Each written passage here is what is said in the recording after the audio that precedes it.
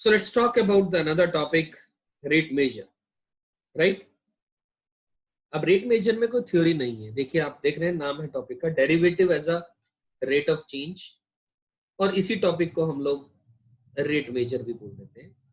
The theory says if the quantity y varies with respect to some another quantity x, satisfying some relation y is equals to f of x, यानी independent variable और dependent variable वाली बात, तो f dash x कहें या dy by dx कहें या change in y with respect to the change in x कहें या change in y with respect to the change in x कहें, it represents the change of y with respect to the x. This is actually the rate measure, or derivative acts as a rate of change, right? So आइए, there is no theory other than this part which has already been taught to you in the entire chapter application of derivative. तो अब example से शुरुआत करते हैं. 3-4 example लेंगे और अपने को ये बात सारी की सारी क्लियर हो जाएगी. This is a very very basic, मतलब इसमें कुछ है नहीं इस टॉपिक के अंदर, बहुत मुश्किल नहीं है, ये आसान सा टॉपिक है. तो पहला example, the volume of cube is increasing at a rate of 7 centimetre cube पर सेकेंड. अब ये देखते ही मुझे समझ में आ जाना चाहिए यूनिट्स को देख करके, और वैसे भी वॉल्यूम की बात हो रही है, तो dv बाई dt दिया गया है. इसका मतलब कंफर्म है dv बाई dt की वैल्यू दी गई है 7. ये बात क्लियर है कि नहीं? ठीक है ना, यूनिट्स को भी देख के समझ में आ रही है बात. अब volume increasing at a rate of 7 centimetre cube पर सेकेंड. ओके, हमसे क्या पूछा गया है, और क्यूब की बात की गई है, और क्यूब की वॉल्यूम अपन जानते हैं एक्स क्यूब लिख सकता हूं. जब एक्स कोई एक साइड है एक क्यूब की, x represents the side of a cube.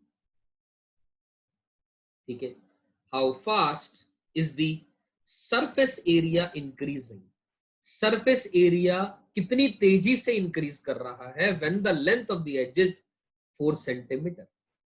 भाई मेरी बात समझ में आई मेरी, कि जब लेंथ 4 सेंटीमीटर की है तो सरफेस एरिया का रेट ऑफ चेंज क्या है.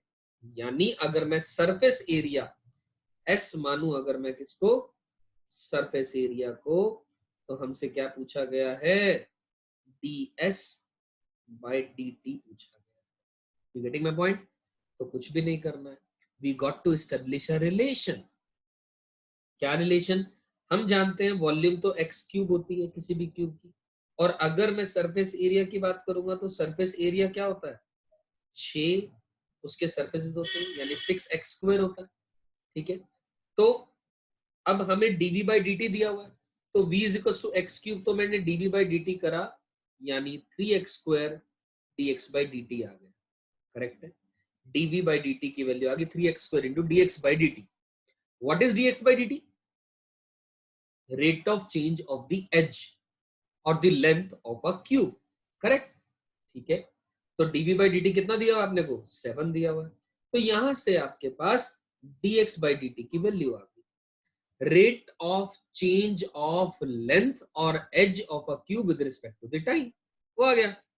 अब s is equal to 6x² है, तो अपने को ds बाई dt निकालना है, तो अपने क्या करेंगे, सीधी सी बात है, डिफरेंशिएट करेंगे with respect to the time दोनों तरफ. तो कर दिया, तो ds by dt is equal to 12x into dx by dt आ गया, और dx बाई dt की वैल्यू यहां से पटक दो, तो एज अ रिजल्ट ये वैल्यू आ गई, ds बाई dt की वैल्यू आ गई 28 बाई x. और हमसे कहा गया है जब x यानी लेंथ 4 सेंटीमीटर है तब हमने ds बाई dt बताना है, तो x की वैल्यू पुट कर दो 4, तो as a result ds by dt की value 7 centimetre square per second आ गई. And that's the required answer to this question.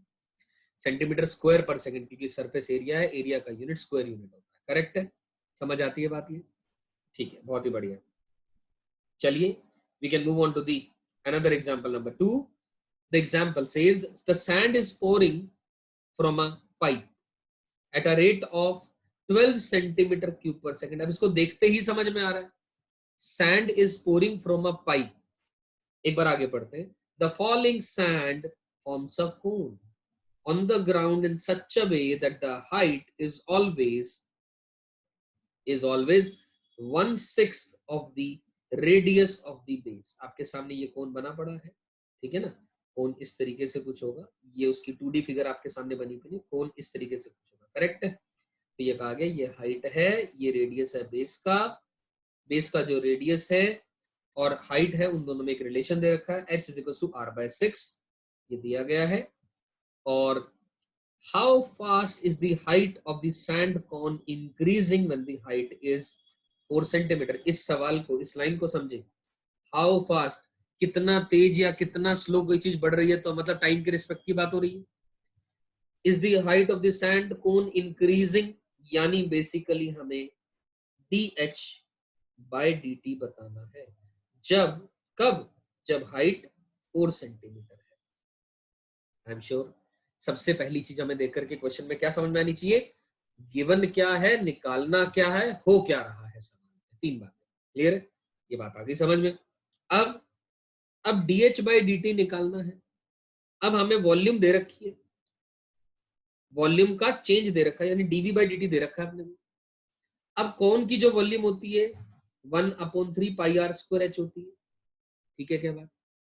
अब volume is 1/3 times of pi r square h. अब आर में और एच में एक रिलेशन दे रखा है, इसका मतलब v को मैं h का फंक्शन बना लूं। मैंने h ही का फंक्शन क्यों बनाया, r का भी फंक्शन बना सकता था, लेकिन प्रेफरेबल है आप h का ही फंक्शन बनाए, क्योंकि आपको फाइनली dh बाई dt निकालना है, dr बाई dt में कोई इंटरेस्ट नहीं है आप, ठीक है ना, गेटिंग माय पॉइंट। क्योंकि ये बात समझ में आ रही है मेरी, श्योर, ठीक है। तो volume is 1/3 pi times of, अब r की जगह पर 6h पुट किया तो volume as a function of height बन गया।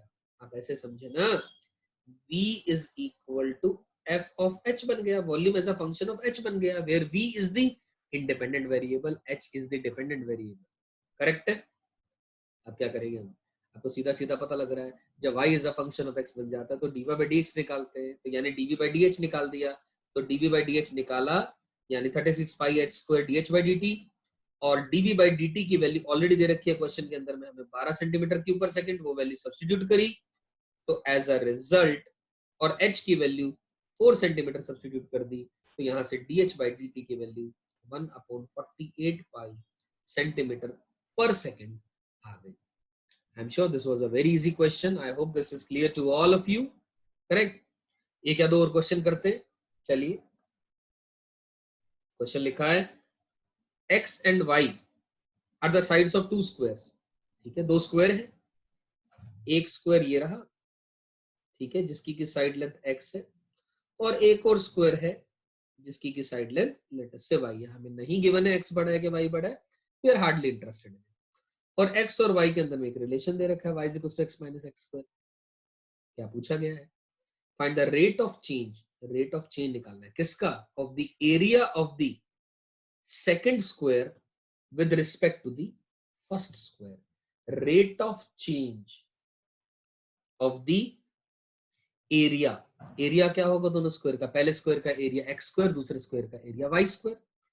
अब रेट ऑफ चेंज की बात हो रही है, मतलब डी ऑफ एक्स स्क्वायर और डी ऑफ वाई स्क्वायर की बात हो रही है, तो basically rate of change of the area of the second square with respect to the first square, तो मतलब d of y square upon d of x square की बात हो रही है। आपने किया होगा ये सब आपने पढ़ा हुआ है।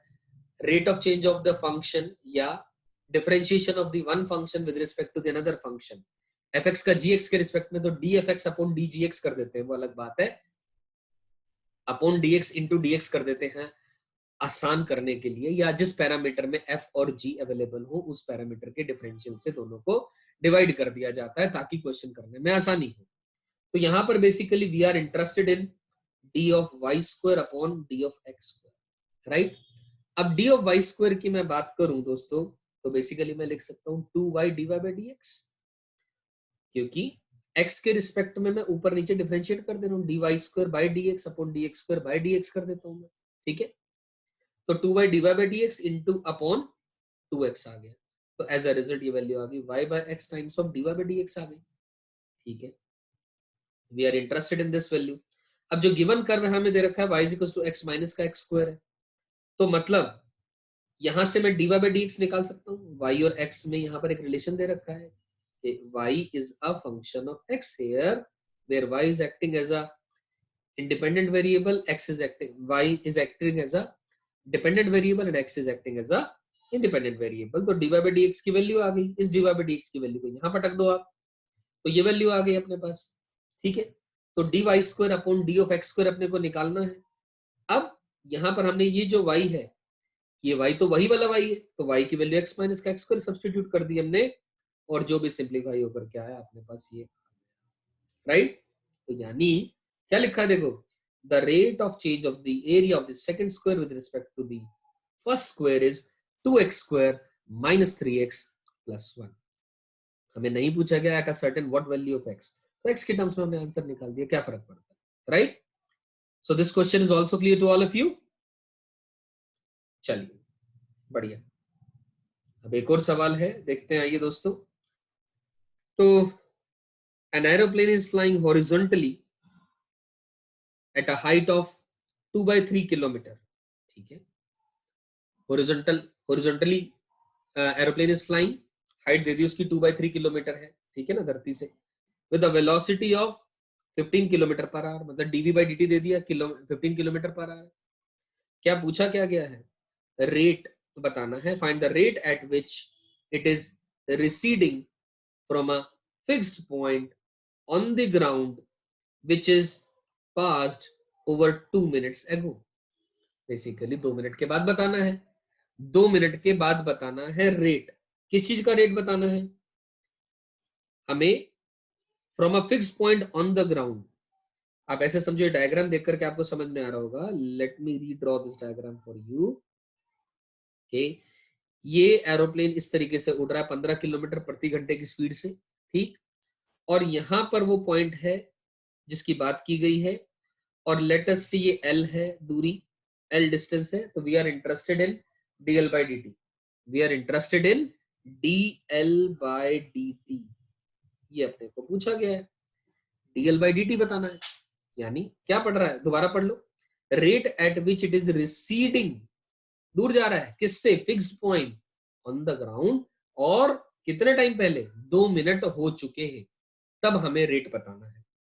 तो ठीक है यार, क्या परेशानी है, ये h माना, ये x माना, ये तो देखते ही समझ में आ रही है अपने को बात कि हमें क्या करना है, पाइथागोरस लगानी है। तो L square is equal to H square plus X square आ गया, डिफरेंशिएट कर दो दोनों तरफ। क्यों, क्या फिक्स है, क्या फिक्स है, हाइट तो फिक्स है, हॉरिजॉन्टल। अब ऐसे तो जा नहीं रहा वो स्लैंटिंग, अब ऐसे जा रहा है वो बिल्कुल ही, तो इसका मतलब क्या हुआ, 2l dl by dt is equal to 0 plus 2x dx by dt, correct है। यानी dl by dt is equal to x by l times of dx by dt अपने पास आ गया। तो बस अब क्या करें हम, अब हमें क्या दे रखा है, अब h की वैल्यू दे रखी है, कितनी दे रखी है, 2/3 दे रखी है, h की वैल्यू 2/3 दे रखी है, 2/3 किलोमीटर। तो आप क्या निकालना है अपने को, dl by dt में देखो ध्यान से, अब dx by dt, dx by dt दिया हुआ है क्या अपने पास, यस, dx by dt दे रखा है, कितना दे रखा है, it is given to us as 15 kilometre per hour, ठीक है। ये वैल्यू तो 15, ये वाली वैल्यू dx by dt दे रखी है अपने को। तो अब x की वैल्यू और l की वैल्यू निकालनी है। अब x की वैल्यू कैसे निकलेगी, आप देखो ध्यान से, और l की वैल्यू कैसे निकलेगी, अब l तो निकल आएगा अगर x आ गया तो अपने पास। अब x की वैल्यू हमने कहा कितनी हो जाएगी, ध्यान से देखो दोस्तों, कि 2 मिनट, 2 मिनट के अंदर में कितना डिस्टेंस ट्रेवल हो गया होगा, स्पीड दे रखी है आपको, है ना, स्पीड दी हुई है, 2 मिनट के अंदर में निकाल लो। तो एज अ रिजल्ट वहां से distance is equal to speed into time से निकाल लें आप, तो एज अ रिजल्ट डिस्टेंस आ गया ½ किलोमीटर। अब डिस्टेंस आ गया, x आ गया यानी h आ गया, तो इसी रिलेशन से l आ जाएगा। और ध्यान रखें यूनिट्स का, किलोमीटर में दिया हुआ है सब कुछ, तो सब कुछ किलोमीटर में निकाल लें, वैल्यू सब्स्टिट्यूट कर दें, यहाँ पर आपके पास आंसर आ गया 9 किलोमीटर पर आवर से। ये जो रेट, इस रेट से ये जो प्लेन है इस पॉइंट से भाग रहा है दूर, करेक्ट है, 2 मिनट के बाद। समझ में आती है बात यहां तक, क्लियर। तो ठीक है, अभी कुछ एक दो और क्वेश्चन दिए हैं, एक क्वेश्चन और कर लेते हैं और उसके बाद you can have a certain, एक दो प्रैक्टिस के क्वेश्चन दिए मैंने, you can attempt those questions on your own. So let us have a look on this question also, the height h of a right circular cone is 20 centimetre.